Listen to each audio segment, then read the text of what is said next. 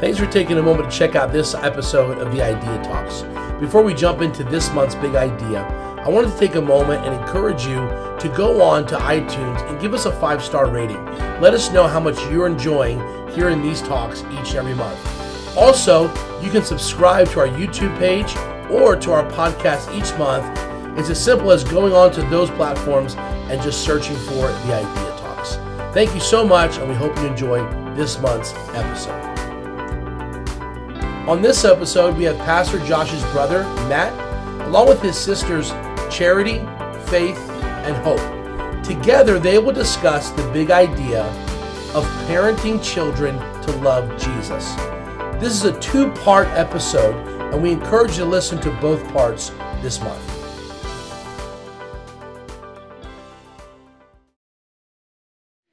Hey, Josh Tice here with another episode of the Idea Talks. Today I'm joined with special guests, the best guests we've ever had. First of all, my brother, Matt Tice, my sister, Charity Berkey, my sister, Faith Gelsthorpe, and my sister, Hope Tice. And soon to be Subtle, that's right. She's going to be married very soon. This episode of the Idea Talks, whether you're watching by way of our YouTube channel or you're listening by audio on our podcast, we're going to be discussing a big idea. And the big idea is parenting children to love Jesus. Now, one thing that we all have in common is that we grew up in the same house, and one thing we have in common is that we truly do love Jesus. And so with that being said, a lot of people have questioned into our family, what did your parents do right to lead us to love Jesus? And we've all made mistakes. We've all had problems in our life, sure.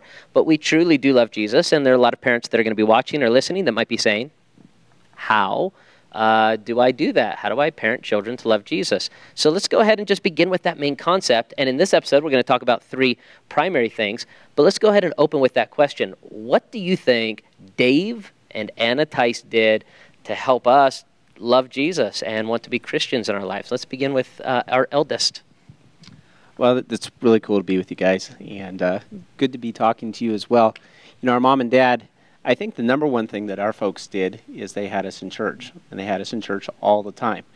There was an authenticity to their walk with God, but church was a priority. Yeah. Whether we were going to I remember at one time we wanted to play baseball in Little League, but the league was going to interfere with Wednesday night services, and so Mom and Dad put the kibosh on that. But there was always everything in our church, or everything in our life, I think, growing up, centered around church. And not ministry, but this is church. It was our life. Life was going to church. And so if you're asking me, what's the number one thing? Everything was about church. In fact, Dad will even today say that a Christ-centered life is a church-centered life, and the closer you are to church, the more you're going to be closer to Christ. That's a fantastic point. What would you say to someone, Charity, who would say, well, I have my kids in church, but or I had my kids in church, but they don't love Jesus. Is that all it takes? I think making church a fun place to be, and that not saying, okay, kids, let's get to church. All right, we have to get everybody bathed because tomorrow morning we have to wake up at 5 a.m. to go to church. So go to bed. It's 8 o'clock. I don't care what happened. You know, but telling them, hey, we're going to get ready because we get to go to church in the morning. Tomorrow we get to be with your friends at church. My son loves to see Luke at church and JD at church. And that's what we always tell them. At church, we get to go home, and we get to go to church, and we get to learn about Jesus. It makes it a good place to be. Yeah, I remember that as growing up, is that church was fun to be at. That's the place I want to be. Faith, what do you think about that concept?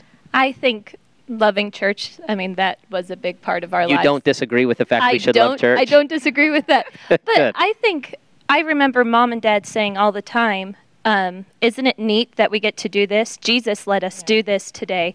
We got to go to the park today because Jesus gave us a nice sunny day. We get to go over here because Jesus gave us money to eat out at McDonald's. Everything that we did, Jesus let us do that. All throughout our life. Yeah. Everything. Everything. It wasn't just Sunday and Wednesday. So when blessings came into our life, it was put back in the name of Jesus. Jesus Christmas allowed presents. us. We got Christmas presents under the tree, and it said, to faith from Jesus. Yeah. Everything was from Jesus. So how can you not help but love Jesus? Very good. Hope, what do you think about that concept? Well, the Bible says, "Oh, that men will praise the Lord for His goodness and of His wonderful works to the children of man." And when I was reading the Bible, and I was reading devotions before my class, I thought that's exactly what Mom and Dad did to us. Everything that you see, everything that we did, everything that we saw that was good, always went back to God. I think a lot of times parents say, "Oh my goodness," and whatever is hard, they put on God. Yeah, why did God let this bad thing happen in my life? Why is it that God said we could do this? No, we can't do that because God says that's bad, and we can't do that. And so all of the negative is put on God instead of all the good. And the Bible says just the opposite. Point out the good. Show God how good. Show your kids how good God is. You know, God tells you God made the sky. God made the fact that someone created Disneyland. You know, but it's true though, and that's everything that they did. Everything that was good was God. If it was Disneyland, if it was Christmas, if it was spending time going to the mountains and climbing the mountains, everything that was good was God. Everything that was bad and sad and disappointing was Satan. And that's the truth. The reason people have heartache, the reason there's troubles in this world, and they would is explain always that. Satan. And that's what we were explained. So whenever we would say, you come home, why is so-and-so, my good friends, mommy and daddy, getting a divorce? Well, it's not because God made them get a divorce or whatever. It's, sin happens. Yeah. And we're explained that this is sad because of sin. And we're explained that this is happy because of God. And look, you see these people, and when we point out the sad, they point out, hey, you see these people, they're doing what's right. Isn't that happy? And they're pointing out the happy and not the sad. And so you correlate good with God. Do you guys remember certain things that Mom and Dad would do to make sure that we were at church on time?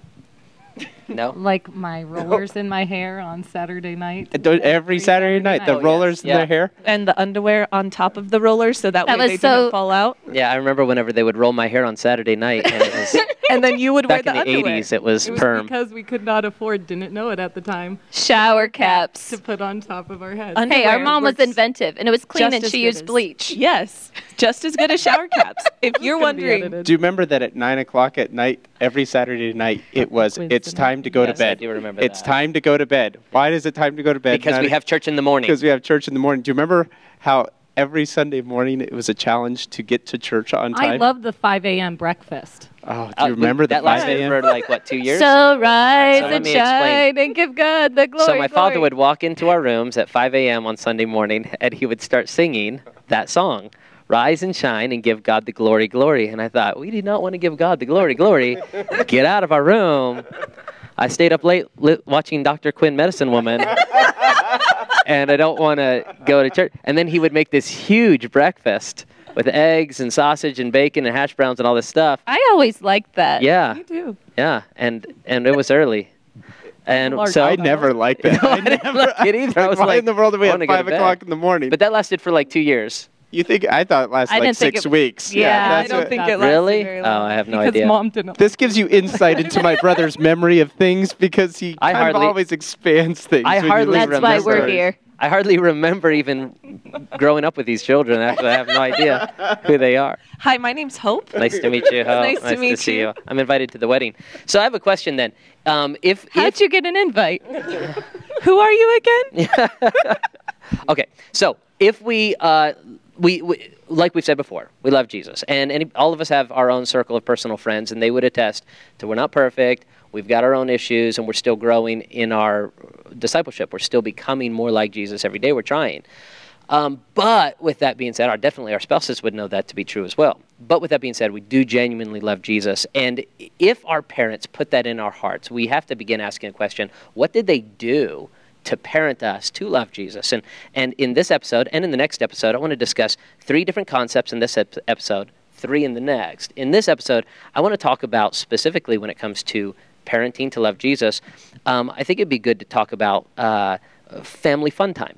What is it like for a family to have fun? Oftentimes, parenting discussions begin with negative things. And what is it like to have family fun? Then number 2, what about child discipline? What is that like?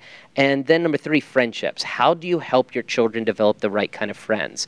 And when they get into the dating era, how do you help with that? So let's go ahead and begin with that first one, family fun time. We'll begin with Charity this time. What do you think our parents did, Dave and Anna, they did when it come to helping us to have fun as a family? Was fun a priority to them? I liked the consistency that we had. I knew every Monday we were going to do something with Dad, no matter what, and it wasn't a question. And I knew that we were going to go on vacation every year, and it didn't matter what it was. We were going to go camping. We might not have had any money to do it. We were very wealthy. Speak to that. I mean, every Monday, even picking up the rocks in the back of the house, he made on a Monday. I remember thinking it was a lot of fun because we didn't have money, and Dad, for every 20 rocks, she got like 1 penny. 1 penny. 1 penny, pick up 20 rocks. Did you ever count really the rocks, or did you just tell Dad I picked up 1,500? I would count. I did. And that's why you're the executive pastor now. Yeah, that's right. I did not count. But what you're saying is every day, every week, they would have an established family day, and whatever we would do. It didn't have to cost money, but I do think they did invest a lot of money into us too. And Mom always says that where your treasure is, there will your heart be also. That's interesting. And I find a lot of times people want to do this is a fun, cheap thing to do for the family, and I think that's great. But they took a family of 5, a family of 7 to Disney World across country. Yeah. And they paid a lot of money to do that. Yeah. They saved and they did that. And so I think you should do weekly inexpensive things that you can do, but you should invest so your heart is in that child too. So one of the ways they developed this concept of fun is they had the weekly family day. They also had annual vacations where they did spend money even when they didn't have it because they invested. So this concept of fun, how do you think that was a priority in our home, Hope? I think, like Charity said, they really tried to focus on saying, okay, searching out for the kid's heart. Like I loved, when I was like 11, Tony Hawk Pro Skater was a huge deal on PS1. And I had a PS1, which I got for free. Someone gave it to me. And I got Tony Hawk Pro Skater 1. And it was a really cool game. But you could only play 2 players. And I remember, my dad, he's not a skater. Wait, hold on. Dave Tice is not a skater? X that from the video. Edit this, please. But all of his skater friends are going to be just shocked. Yeah, he really defended him right away. Yeah. He knows Tony Hawk. They're like, they're it, So I loved that game, and it was a very cool game. And I remember my dad sitting down and playing. And that might sound, people are so anti-video games, which, too many video games. I'm a teacher. I've read the reviews. I've done reports. You don't have to qualify. Yeah. Okay. So I've gone through all of that. I know that video games can be bad, but the truth is if you're sitting with your kid and you're playing the video game with them, if it's a 007 shoot each other game, or if it's a Mario Kart race game, or if it's a Tony Hawk Pro Skater game, he searched out your heart and he said, all right, I'm going to learn how to do this. With Mom, she would sit down and she would do crafts with us, paint rocks and sew pillows that are junk and you're never going to use and still keep them. She made sure that you had fun and your fun was something that you could do together. It was bonding time together. You're actually working together. Yeah, I've read a lot of parenting books myself and had an opportunity of trying to study the subject a little bit. But one of the concepts that is not necessarily forefront in most of these books is the concept of fun as a value. And it seemed like both Mom and Dad saw fun as a value to push. So, Faith, the question I have for you is, if fun was a value that they taught us, how exactly did they get that across to us? Why do you think that was such an important thing? And why is it that that's not something that is focused on so much in the realm of Christian parenting today? That's a tough question. Edit that, Bob. I think a lot of times, especially when you're reading parenting books, because I've been reading some, and here and there. No. You can edit that. No. No, but I think they try to focus on the spiritual aspect of everything, and they don't realize that spirituality can be fun. You can have fun on Saturday morning soul winning with your kids and have them race from door to door, and then you take your kids out for Slurpees or ice cream afterwards. I mean, I think a lot of times, was your question, you were saying... Why fun? Why was that such an important value to them? Because they're kids. Because they're kids and they need fun, yes. I remember Dad saying that if Jesus were alive, I believe he would go to Cedar Point and go on a roller coaster with the disciples, if he were with us present physically. And that kind of thing just really made me think, Yeah. Jesus is a fun person. Yeah. He created fun. We need to enjoy it. That's a huge concept. Jesus created fun. And why is it that we see that somewhere else? I love that about Mom and Dad. What are your thoughts, Matt? You've been there with them the longest. So what about this concept of fun as a value for a family? I think the fact that they wanted to have fun demonstrated authenticity. So there wasn't this stuffy persona that you had to achieve in ministry or in church, but they were just real. So Dad loved to watch Dean Martin and Jerry Lewis movies. Yeah. And so that was fun for him. And it wasn't, now we're going to become godly people. No, he was always authentic. He loves life, and he tried to pass on, I think, that love of life towards us. I think that's a demonstration. Remember the Star Trek day? All 5 episodes of Star Trek? Yes, yeah, I do remember that. My father He liked and Star I Trek. He's recently a bit did of that. a Trekkie. And I was like 5, but I actually liked it. He I said to watched us- it with Daddy. This is Right. fun. So my dad created our dad created binge watching. He said to the family, "It's Monday. Today we're going to watch." This was back when there were only 5 Star Trek movies. We're going to watch all 5 Star Trek movies back to back as a family, and that's what we did for the day. It was great. That was only one time that I remember doing that. Yeah. But we loved it. Mom was probably gone on a retreat or something. Yeah. Mom doesn't enjoy Star Trek. So, with that being said, the concept of fun was a value in our home, and I feel like that drew us closer to Mom and Dad and what they valued. We wanted to value, but above all, they valued Jesus. And so I think that passed on. A lot of people have questions in the realm of, okay, so I love my kids. We have fun. That's great. But sometimes my kids are insane. And what do I do when they're insane? Or specifically, biblically speaking, they're disobedient. I think you could answer this one, Josh. Yeah, yes, I can. I would suggest for anyone listening to pick up Dad's new book. You know, he just finished that book on raising kids. And that'd be a great tool as he step-by-step guides a person through the process of how to properly spank a child. Yeah, you can pick up that book at strivingtogether.com and find out more specifically about not only this topic but others, but find out more specifically about what is proper child discipline versus what is child abuse, an incredibly important topic that not a lot of people are teaching in today's society. So we've talked about family fun time. We talked about child discipline. I want to talk about friendships lastly in this episode. How did Mom and Dad help us develop the right friends, steer us away from wrong friends, and how do we take that and implement it when it comes to our children? We're each other's best friends. Oh, yeah. Well, We're each other's only friends. please pray for us. Matt, what do you tell us?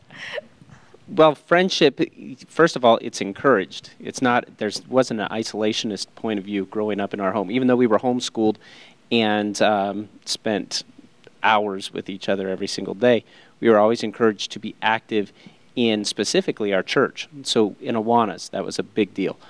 Sunday school, junior church, youth group. And so we were encouraged not only to make friends, but to be part of what was going on. We had people over to our home probably every single weekend through our teenage years. There was somebody coming over to our home, somebody hanging out with us Sunday afternoons throughout church. We always had friends. I would say that we were encouraged to be friends with each other. Sure. And so fighting with each other was not allowed. Now, let me just say this about friendship with each other, because in our modern society, people might look at that and kind of sneer, oh, friends with your siblings. Well, yeah, that's kind of weird, right? So speak to that, because it doesn't seem to be a culturally acceptable thing maybe in the U.S. as maybe it once was. Why do you think that is, and why do you think that we've developed such a relationship in the way that we have? I mean, speak to that. Well, I think we have a lot of the same common interests. We went through a lot of struggles together, so there's things that we know about each other or things that we know about our family that we were forged through trials, whether it was camping out and it was raining and we were all sleeping literally in a puddle up in near Cedar City, or whether we were going through whatever we went through together. And being in the back, we drove across country in the back of a Ford Fiesta with a dog in the hatchback. I was waiting for hatchback someone to say that. thing. So we went through incredible No one cared things. for the dog except me. Yeah, there was a dog that we used to travel with. Her name was Lassie, and It was my dog. I took care of her. None Except of them her tail got slammed in the car door and Multiple it scarred me. times. No, it was once. Multiple. So I would just say Lassie's tail, just so everyone would pay attention and make sure her tail was in before the dart would close, and I just Faith get cares mocked to this day. Because you care about animals, which is inappropriate for the rest of your siblings to tease you in such a way. So going back to Matt, I would like to say, these family trips that we would take across country. You're saying, in a sense, that Mom and Dad encouraged friendship among the siblings, and I think that's an incredibly important thing. Why do you think that would be the case, Hope? I think it was fun because, I mean, like he said, we did a lot of the things together, but we also had other friends in it. So in our family, so sometimes friends would come on trips, or we would do things where the friends would come over and everybody did stuff together. So it wasn't like, okay, you guys are friends as 5 siblings and don't talk to the people outside. Yeah. They would actively encourage us, obviously, to have our own circle of friends. Charity would have her best friend come over, and Faith would have her best friend come over, and I would have my friend come over. And, as the youngest, we would always want, we're 4 years younger than Faith and 8 years younger than Charity. We just want to go and hang out with them and see what they're doing. And I remember, I don't know, Charity must have been 16, which means I was 8. And Charity and Brianna are doing these workout videos that as an 8-year-old, I thought were like the coolest things in the entire world. So I literally invited my best friend over. Her name was Ashley, just to do the workout videos. And so we were so excited to do these workout videos with Charity and Brianna. And Brianna and Charity, because they're 8 years old. You're running into each other and you're messing up the workout videos and you're not doing it right. And you're messing up the teenagers who are actually trying to be healthy. And I remember my mom saying, no, let them just stay over here and they can be with you. And Mom encouraging Charity to be nice to the 2 little 8-year-olds who are there. And you just ran your second half marathon. And it's all because Saturday. Of Charity's inspirational working out and Mom making sure that we are all friends and healthy. I never really minded I wanted to be friends with all of you guys. I remember my one friend saying, "Oh, my sister's coming." And I thought, well, that's sad. She must have a really bad sister. But Faith was very easy to live with, so I Sure. I can't. It's like your brother. It's just like my brother, very easy to live with. I think Mom and Dad made our house fun, and it wasn't ever hard to get kids to want to come over to our house because our house was the fun place to be. As teenagers, everyone wanted Oh, to as come teenagers, even as little kids, all the way up through college even. I remember when you were working down in camp in California, and it was, oh, can we all go? And it wasn't just to see Vegas. Everybody wanted to go to our house and eat junk food and watch movies and play games. Swim in our 3-foot pool. Yeah, exactly. When they have a whole lake in California to swim in. I mean, they were great at making our house a fun place to be. They also protected us from wrong influences. Mm-hmm. They allowed us to be with friends that anybody could come over and be with us. But I remember times that they'd say, that person's not good for you and you're not good for that person. And not necessarily saying that's a bad kid, stay away from that kid. It was, you know what, you're not good for each other. So there's other friends that you can be friends with, and you need to always be kind and include people, but they're not going to be your best friend. Yeah, there were specific situations and places where our parents were very careful of us going to, and saying, hey, no, you're not going to go to that person's house, but if you want, they can come over to our house with a bunch of other people. One thing I think Mom and Dad also really did is they taught us to have a tender heart towards other kids in the youth group and in church that might not be the most popular kid, and they taught us to be friends with those people. And it was cool because you end up finding out, hey, even though this person's not such a popular kid, they're an awesome kid. And they taught us to have a sensitive heart to those people, but also let us pick our friends too. It was a good balance to where you don't learn to judge people by what they're wearing or what they're doing or whatever. You're learning to just accept everybody because, hey, Jesus accepts you the way you are. All right, as we continue our conversation, we're talking specifically as siblings. What did Mom and Dad do with us to help parent us to love Jesus? And that really is the goal of a lot of our audience, wanting to learn how they can better parent their children to really love the one they love so much, and that is Jesus, the one who saves. So how is it that they've done this? And the conversation that we had just a moment ago was about doubt and unbelief. Every single one of us, every single person goes through times of doubt and unbelief. And you shared a story that I thought was pretty interesting. Go ahead and share that.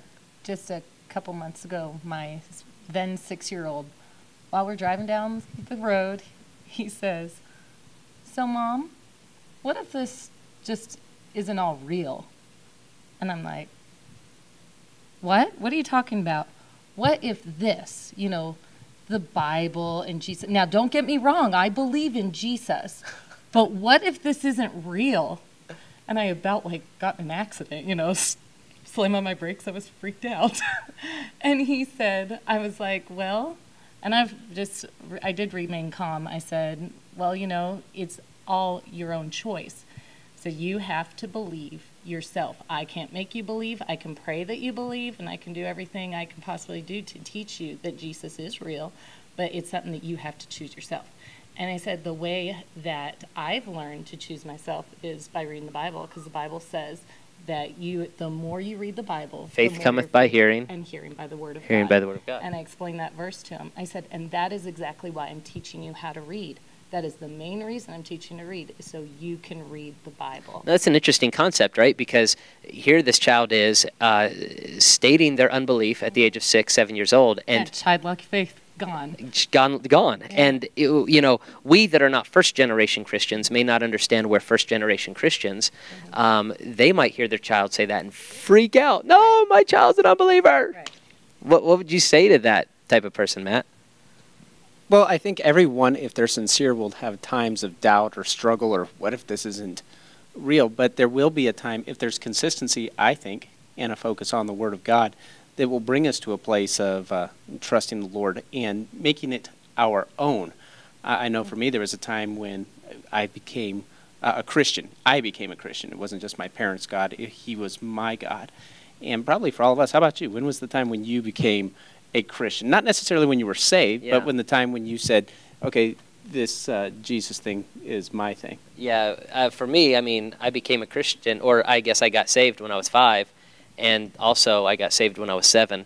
And also, I got saved when I was 10. I remember that one because I got saved again that time too. I remember watching you guys that night get saved again. Get saved. Yeah, for some of our audience, they might realize that the fact is, growing up in a Christian home, you hear the gospel over and over. Sometimes you doubt, I don't want to go to hell, and so I'm going to ask Jesus to save me again. How many of you right up here got saved at least more than once? Okay, all of us here. Or you watch the Left Behind series and you're totally freaked out as a 7-year-old. I'm going to be left behind in the rapture. Oh wait, I'm saved. I remember one just time, in case. I remember there was one time when I was like 5, and my older brother was watching this movie where it was a Left Behind movie, but it was before Left Behind. And these guys, they would just keep going to the guillotine, and the heads would keep rolling Deep in off. the night. Yeah, and the heads would roll off, and the heads would roll off. Our air conditioning wasn't working. We were sitting up in the boys' room by ourselves on top of beanbag chairs with spray bottles, making ourselves cold. And we were sitting there watching the heads roll off, and the heads roll off. And my brother looked at me and said, "Do you know if you're saved?" And I thought, was that no! me? Was that me? That was you. I was evangelistic. So, yeah, and there was a G-rated movie. moment of doubt. I do not remember that. Yeah. Oh, so when so was funny. it? When was it that you for said, me, I'm not just saved, but I'm a Christ follower? Yeah, for me, it's probably my freshman year in college because that's when I began to really engage and not just have the concept of this is what you think, but I began the process as every 17, 18, 19-year-old does, not just what to think, but how to think. And I began to question and really work through, do I really believe this? And I remember very clearly at 18 sitting in some college classrooms saying, okay, I know I'm a Christian, but at the same time, do I believe the Bible is true? Do I want to follow this? Yeah, do I want to follow this? In? Well, even not just follow, but do I believe that the Bible has historical accuracy? Do I believe, what if this book is not real? What if Jesus is a fable? And I love my family, I love everybody, but this is about me and God. And so that sent me on a journey throughout that first year of my freshman year of college where I began to say, okay, I want to either take Christianity for myself and live by this, or not if it's not. And so, I remember really talking with Dad about that. I remember talking with others about that. Did you find that Dad was just believe it because I said so, or was his attitude helping you to answer questions and discover questions, or was it more dictatorial? No, just do this, just do this. Now, the great thing about Dad is he's always been conversational. He's always been very open to questions and doubt and concerns and other opinions, other points of view. What do you mean by that? And so we had great conversations. It was not threatening. I didn't feel like if I talked with Dad about these things, he would say, "Oh, what's wrong with you? You know, I thought you were a Christian."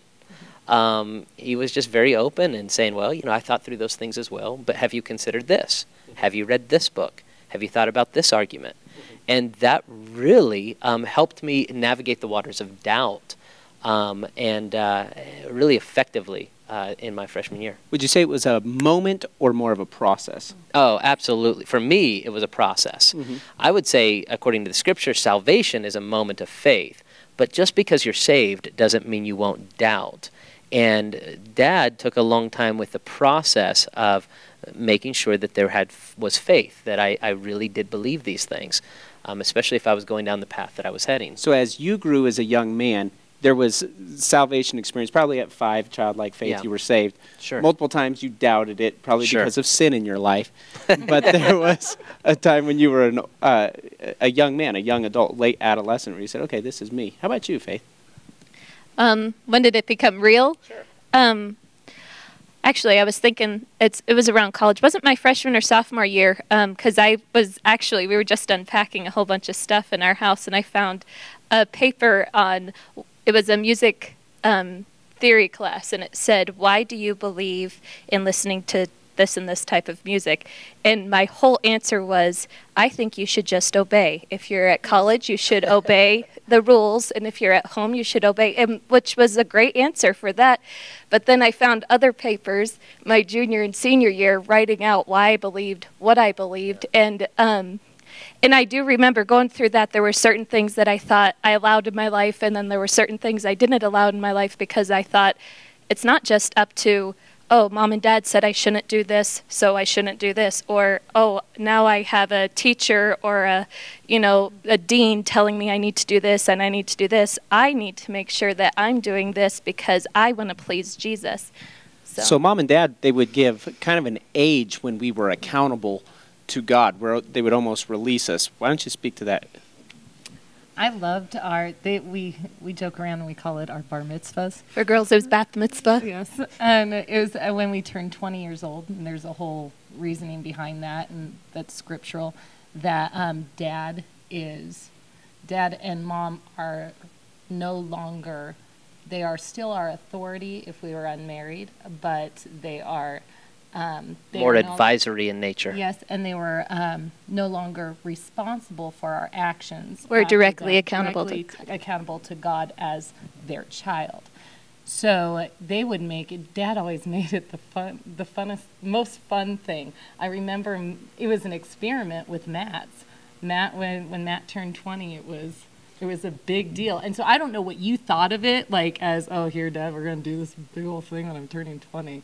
This is exciting. I don't know if that's what you thought, but as a 16-year-old seeing, hey, this is so cool. They're gonna do this for me. Yeah, so when we turned 20 years old, Dad would give us a blessing, and at that point, he would give out, we would have a large birthday party, and really good food, and invite close any of family our friends friends. And the concept was to bless the child and then also release some parental authority. And we invited people that were who we not idolized, but people that were put up as examples. Godly role models. Yeah, godly role models came to that. Yeah. So I think that so you're saying around that time, we each began to say, okay, I know what I've been taught. And I think you brought up a really interesting point, Faith. Obedience is something that ought to be taught to children, but at some point it's not about obedience, it's about personal faith in my God. And that transition has to take place. I think that's interesting.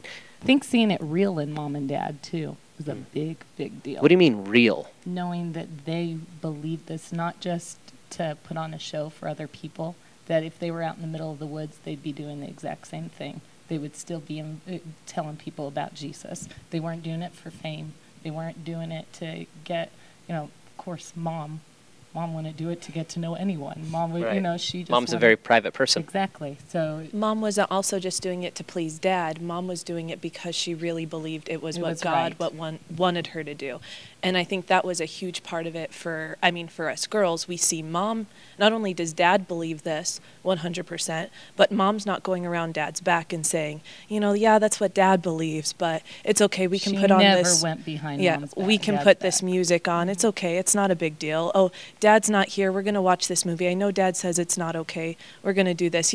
Dad prays with you before you go to bed at night, but since he's not here, we're just going to forget They were that. presented themselves as a Yes. real team, They didn't were they? a team, Yes. and she believed to doing what's right because God wanted her to do what was right. A moment ago, somebody just mentioned godly role models or people in our lives that we look to. I feel like our parents were very intentional at putting men and women in our lives that were role models that we wanted to look up to, even when we were very young. Hope, who did Mom and Dad have in your life that was like that? Well, I know whenever you guys were, 12, 13 years old, you had people like Dave Young and Jeff Redlin and those people. But if you remember, I'm 12 years difference between you guys. Yeah. So my role models, a lot of times my parents would say, well, because Matt and Brianna got married whenever I was 11, and you and Josh and Heather got married when I was 10. So a lot of times it was, hey, you can go spend the night with Josh and Heather, and you can go do this with Josh and Heather. Josh and Heather are going to take you to Six Flags. So we were your role models. Yes, oh, you that's were so my sad. That's It's such a disappointment. Yeah. no. I'm trying to think. The only other one that I have is Mrs. Schellenberg, but that wasn't until I was 20. So, but you guys were there, and so Mom and Dad would encourage me. What would Brianna think about that? What would Charity think about that? That sort of thing. Because That's you a guys very were interesting point 10 at being the 15 youngest. years Yeah, younger. that's a great point. Matt, what would you say? Because you were the first, and I remember Mom and Dad specifically in our lives trying to put us around people and having even vacation time and going to certain places so just that we can be around certain people. And now I look back, it was pretty obvious, but at the time I didn't realize what they were trying to do. So they would set up people that they wanted us to be around or be like. So there were preachers. I don't ever remember Mom and Dad saying negative things about a preacher because that's a man of God. Not that he was holy or that he was perfect, but that he was a man of God. So never spoke evil about them. He also, they were also, if there was celebrities. So they got me books by Oral Hershiser and Dave Trevecki, baseball players. I was interested in sports. And so they would give me Christian role models, people that were not out doing inappropriate things. But and then people in our church. Todd Pierce is a mentor in my life. Todd Pierce has driven for Coke for 15, 20 years, and he had an impact in my life. I went and saw UNLV basketball games with him, and would hang out with him because he was somebody that Mom and Dad had put as a mentor or as a positive role model in my life, and it still has a significant role in my home. Yeah, I remember them doing the same with me. There were certain men in the church. I remember going out on construction projects when I was a teenager, and I don't know how this happened, because now that I almost have a teenager, I don't know how you would arrange this. But I remember my dad saying, hey, you're going with so-and-so, and they're helping to build a house, and I want you to go and hang out with them. And there were just men in the church that he wanted me around to be more manly, I guess, and to learn how to do these things. And so there were men in the church that I looked up to. They specifically had us around preachers and godly people like Jeff Redlin, people like Dave Young, people at West Branch of the Bill Rice Ranch. Bill Rice III, his son Will Rice. These were people I remember as teenagers looking up and like, that is the coolest, most amazing. I want to be like Will Rice when I grow up. Yeah, I want to be just like that. I still want to be like Will Rice when I grow up. That's true. When we grow up. But that's true. It's one of the things I think, and they specifically, I remember them scheduling, we went hiking with them, we would go to retreats with them. Dad would kind of position us around them constantly. And I think it's now because they were godly men who loved their families, who loved their wives, who loved Jesus, and wanted us to give us godly role models in that way. Same with you, Charity? Yeah, really, the one that I remember most of all, Mom always loved Bethany Young, so I loved her. I mean, I always looked up to her. I liked what she wore, I was probably like a 13-year-old kid dressing like a 30-year-old woman, because I liked everything that she did. And besides her, really, Mom was my role model for everything. I mean, everything for what I wore, because since we were homeschooled, you don't get your fashion. Outlet for fashion. Yeah. You don't get your fashion from the school. She was homeschooled too. She's still my only outlet for fashion. Good, keep watching her. But that's really her more than anybody. I remember being never pushed to, and it was never also, there's no idolizing. It wasn't like, because we've had role models fall, people that we love, and it breaks our hearts. But mom and dad talked you through it too, and yeah, that's an interesting point. We respect the men and women of God, but at the same time, there's a reality that people make mistakes, they fall. Right, there's nobody like Jesus, right. And so these people, we watch them make mistakes, they fall out of ministry, and then they talk us through it, right. And say that's because we're all sinners and we can make mistakes, but that's okay. We still love them and move forward. Faith, what about you? When you were talking, Charity, my entire life. Charity clearly was your role model. It's true. They're mocking my answer now. No, it's true. And I think that's the importance about, that's a close family. Yeah, it is. It's good. Another person I was thinking about when you were mentioning the Rices, I remember being a little girl, and Wendy Rice, the Rice's eldest daughter, we were all going to play, I don't remember what card game. It was like Go Fish, Your Old Maid. And she said, here, Faith, you shuffle the deck. And I'm like 6. And I said, I don't know how to shuffle. And she said, you're from Las Vegas and you don't know how to shuffle? You need to teach. I need to picture her saying that. Yeah. So she said, here, let me teach you how to shuffle. She showed me how to shuffle and do the bridge. And I just thought she was so cool. Yeah, and these role models are that way for each and every one of us, I think, even to this day. There are still times that I will call those people in my teenage years and my early years that I just thought were amazing. And I'll call them and be like, hey, what do you think I should do about this situation? Yeah, there's times where I'll just sit down and I'll talk to all 4 of my role models all at the same time. Like right now. It's kind of awkward because sometimes they videotape it, but it's good. It's helpful. Yeah, this moment is. Yeah, like this moment, right? You should be taking notes right now. No, but they are wonderful mentors to have. And I text Bethany anytime I'm having a bad day. Because I know sometimes when I text mom, it hurts her. She's like, oh, my daughter's having a bad day. I'm going to stop whatever I'm doing and go over to her house. And I don't want her to do that because she's got a busy life too. Yeah. Bethany can't drive 2,000 miles to my house. Yeah. But she can text me and say, I've been there too. I love you and I'm praying for you. So this concept of role models, godly role models, incredibly important. How they develop that would be as well. So let's talk about this concept that we've often talked about privately of the humility and the genuineness of both Dave and Anna, our parents. You were just talking about this a moment ago, Faith, that they are just open and willing to talk about their mistakes. Tell us about that time that that he sat us down and apologized. Dad heard from a couple different people in church about this great new movie. It's a family movie, and so we all sat down. We're all excited. We're going to watch this family movie. And we sit down and we watch this movie, and there must have been some swear words or something in that, and which they didn't always allow in our house. But we watched it all the way to the end. And I remember Dad later on, I don't know if it was later that night, him waking us up, or the next morning, he sat us all down and he apologized and he said, kids, I'm sorry we watched that movie. I shouldn't have let us watch that movie. I should have turned it off whenever that first swear word came on. Now, I'm thankful now for things like TV Guardian and Clear Play and things like that, but we didn't have that back then. And whenever he made a genuine mistake that didn't line up with what he taught us, he said, I was wrong, and he wasn't too proud to admit it. That takes a lot of genuine, I think, humility and realness to be able to sit down. And that didn't happen once. Yeah. I remember Mom and Dad many times. I remember one time Dad sat us down, and I don't know what it was that we did, but we did something really, really bad. And he sat us down, and we're like, okay, here we go. And he starts to cry, and he puts his hands in his head. And he didn't cry a lot. He wasn't like a weepy dad. But he cried, and he's like, what did I do wrong? What did I do? And I was like, oh, no. He's crying. Do you remember this? To me and Brianna, too. Yeah. Exact same thing. And I don't even remember what it was about, but I remember thinking, whatever it is, oh, my word. I've obviously destroyed this man's life. And he was saying things like, I remember saying, maybe I'll have to step out of ministry for a while so I can focus on you. Yeah. And we're like, no, chill. Like, I am not the devil right now, but I will be really good for a long time. Do you remember that? Speak to that humility and that genuineness. I just know that he would, on more than one occasion, apologize for whether it was something that we watched or something that he said, or if he missed a day with us. I remember one time he called me up and he said, "Matt, is there any promise to you that I've made that I haven't kept?" And I remember racking my brain thinking, now is money time. This is it. Think about it. This is money the money. time. And That's horrible. No, but it's true. Now is the time to take advantage of Dad. I'm sorry. Yeah, If he called me today, I would think of say, something. yes, here's something. Yeah, remember that time? $50. Yeah, I can't remember any time where he broke a promise to me.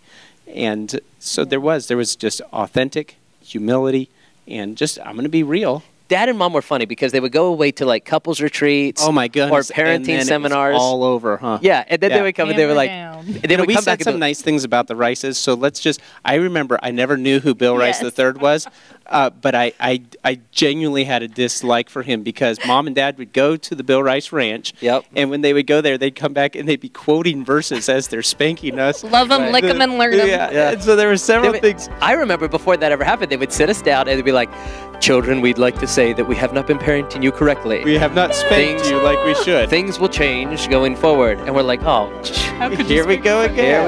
Here we go." And so, yeah, but that humility and genuineness of being able to sit down and say, we have not been going right direction. We're going to start doing the right thing, and we're wrong that we allowed these other things. To me, I think that said, okay, they're growing as Christians. And they were wonderful to go and grow. To go to something. And not just be the authority, but to be people who would learn as 40, 45-year-old people. That was, genuinely authentic. Because that's humbling to realize I'm teaching other people how to raise their kids. I better